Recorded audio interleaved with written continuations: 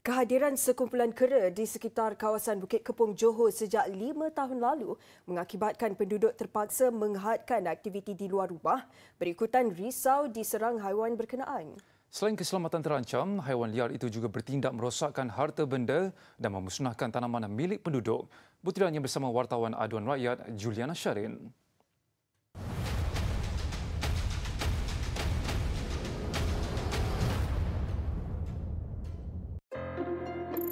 Konflik antara haiwan liar dan manusia merupakan sesuatu yang serius. Jika sebelum ini Aduan Rakyat melaporkan mengenai gangguan lembu berkeliaran di Kelang sehingga saya disondol dan anjing liar yang masuk surau di Shah Alam, kali ini mengenai kera di Bukit Kepong Johor. Menurut Jabatan Penelitian Johor, aduan mengenai gangguan kera ini yang paling tinggi di negeri itu.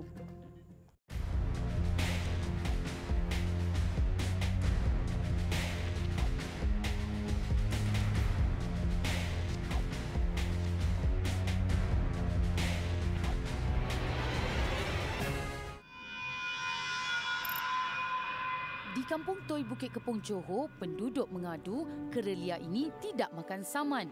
Apabila penduduk menyergah untuk menghalaunya, kera ini pula membentak balik dengan menyeringai menunjukkan taringnya yang tajam. Langsung tidak takut orang. Cerita pengadu kepada kami, kera liar ini tidak hanya menyerang pejalan kaki, ia juga mengganggu penunggang motosikal dan basikal yang melalui jalan di sekitar kawasan kampung. Gangguan kedua dia ialah dia start mengganggu rumah-rumah. Dia mengganggu rumah. Yang terbaru tu dia dah start mengejar bapak mertua saya lah. Bila disegah, kita halau dia segah balik. Dia tekan balik. Rumah yang dah rosak ni dah sampai tahap, kalau belah family kita orang dah malah nak repair dah. Bumbung ni dah 2-3 kali repair, rosak lagi. Last kali biar. Haiwan liar itu juga dilihat kerap menyelongkar tong sampah. Lebih menjengkelkan, sampah bertaburan dan kawasan kampung menjadi kotor dan busuk. Tidak cukup dengan itu, penduduk juga merungut kebanyakan pokok tanaman termasuk yang baru ditanam dan belum sempat membesar habis dikejarkan kumpulan kera liar berkenaan. Kera ini juga didakwa menceroboh dapur rumah penduduk untuk mencari makan. Haiwan liar ini kebiasaannya aktif berkeliaran pada awal pagi. Berikutan itu, penduduk terpaksa mengambil langkah berjaga-jaga dengan memastikan pintu dan tingkap rumah masing-masing ditutup rapat.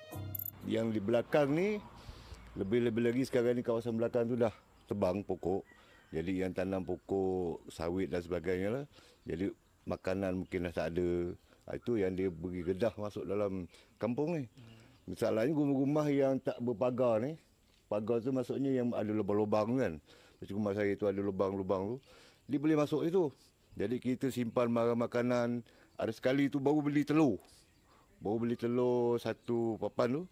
Saya pergi keluar sekejap lah. Balik tinggal 3 biji je. Seolah-olah sudah menghidu kehadiran kami, kera itu tidak muncul ketika rakaman ini dibuat.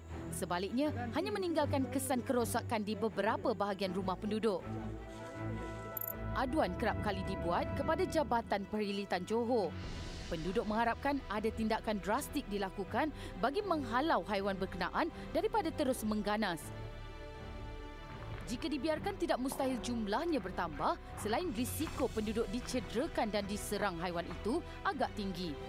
Kebimbangan penduduk itu kami panjangkan hingga ke pengetahuan Menteri Besar Johor yang mengarahkan penguatkuasa segera bertindak.